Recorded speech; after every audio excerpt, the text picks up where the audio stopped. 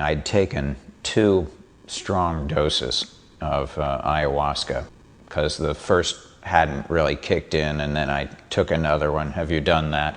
Oh yeah, yeah. Say, hey, it's not working, and then you double up, and then you're going, whoa! It's all hitting at the same time, and so in the Buddhist tradition, they talk about everyone has Buddha nature, and it's just a matter of not really realizing your own already enlightened state. And so I thought, well, what a perfect circumstance to get in touch with your already enlightened state would be through the ayahuasca experience. And so I sat up and started my kind of meditative position, and I thought, well, I'll just be Buddha, be my own kind of Buddha being. And so I did that for a couple minutes, and I was feeling like my mind just expand and extend out through the whole web of life.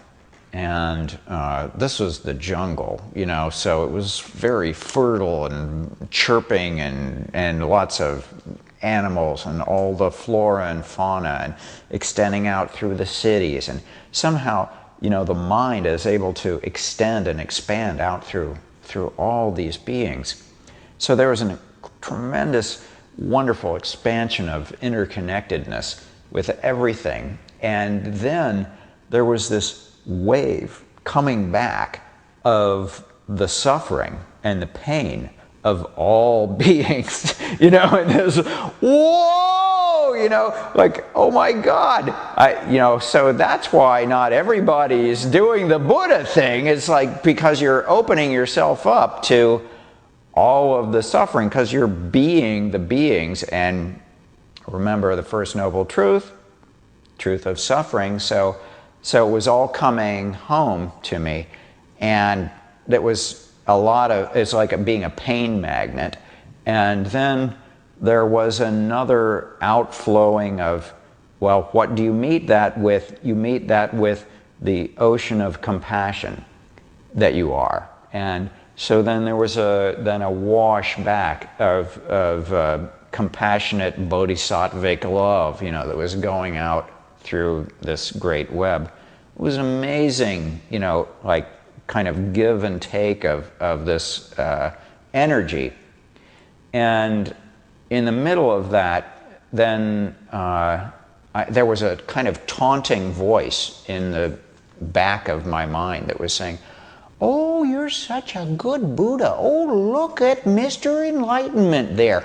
Oh, isn't he enlightened? And think of how wonderful he is. He didn't even call his wife and daughter today. Now, did he? He promised he'd call them. Now, but Mr. Enlightenment doesn't have time for his own wife and daughter, now does he? And so it was like from this kind of sense of interconnectedness with everything and this enlightened state, I went careening down into puking all over myself. And just because I'd taken a double dose, I was completely unable to get up and clean myself or anything. So it was a very humbling taste of Buddhahood mixed with a swimming in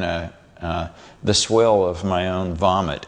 I think that kind of covers the spectrum that you can get out of an ayahuasca experience. I think ayahuasca can show us how beautiful we are inside and what kinds of possibilities we have for love and for actions of kindness.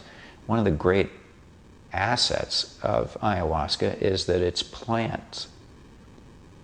And, what better way to root ourselves back into the web of nature and a compassion for this web of life than through the plants themselves. You know, the plants are talking to us. We need to listen. Gnosis.